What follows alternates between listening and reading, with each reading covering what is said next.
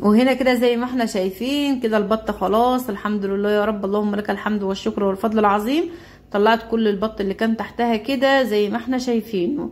البطه دي بتطلع في البط من امتى؟ من الصبح، من ساعه ما كنت مصورها لكم كده وهي كانت بتطلع في البط. فما شاء الله عليها. لما خلصت التطليع خالص قلت ان انا انزل لكم الفيديو علشان تكونوا عارفين.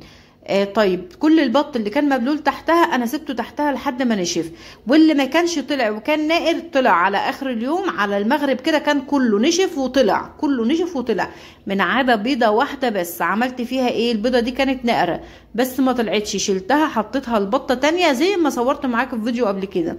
بحب اصور معاكم كل حاجه عملي بالفيديو وانا بعملها للطيور علشان نكون شايفين ان الطريقة فعالة وبتجيب نتيجة كويسة. فالبيضة شلتها حطيتها البطة تانية من البط الرائد لسه. هنا دي قشور البيض كلها اللي طلعت بشيلها احطها البيض الفراخ. فالحمد لله البطة دي والبطة البيضة كانوا بيضين مع بعض في نفس التوقيت وراقدين في نفس العش بتاعها ده، يعني دي كانت راقدة هنا والبطة البيضة كانت راقدة جنبها، وكان معاهم نفس الذكر اللي هو لونه ابيض في اسود، تقريبا لونه البطة دي بالظبط ابيض في اسود كده. فمطلع يعتبر نسبة الانتاج اللي طلعت فيها كام بطة بيضة، والبطة البيضة برضو مطلعة كام بطة بيضة، يعني الحمد لله. دي الالوان اللي طلعت منهم، مطلعة الحمد لله كل الالوان.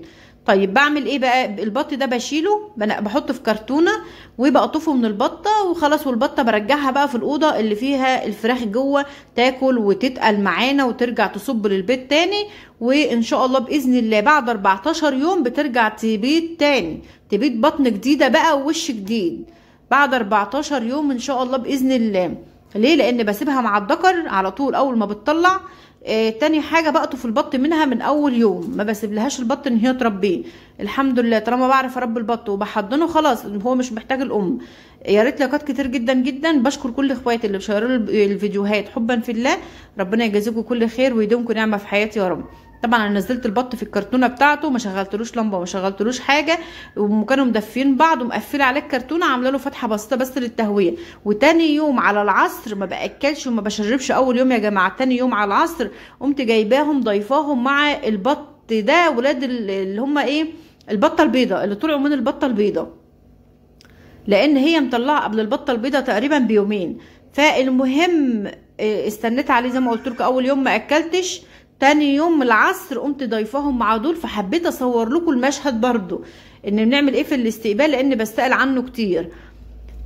كده ضفت رقد بطتين مع بعض، بسمي الله كده واتوكل على الله واضيفهم مع بعض. طيب يبقى تحضين واحد ولمبه واحده وعلف واحد وميه واحده وكل حاجه، وهيدفوا بعض عشان هم عدد. فهنا زي ما احنا شايفين ده علف 23%، ده ميه، الميه دي جايبه لهم استقبال من البيطري، يعني بيكون عباره عن مضاد حيوي لمده 3 ايام وحوالي 4-5 ايام ايه فيتامينات، هو ده الاستقبال بتاعهم. طيب اللي باكل وبشرب ازاي؟ بسيب الاكل قدامهم كده حوالي نص ساعه ياكلوا ويشربوا براحتهم، وبشيل الاكل ساعتين، الاكل والميه بشيله ساعتين يريحوا من غير اكل ومن غير ميه. هم طول الوقت مش بياكلوا، هم بياكلوا مثلا كل ساعتين لما بيجوعوا، فمالوش لازمه اسيب الاكل قدامهم يفضلوا عليه يعملوا عليه فضلات ويخسر خساره.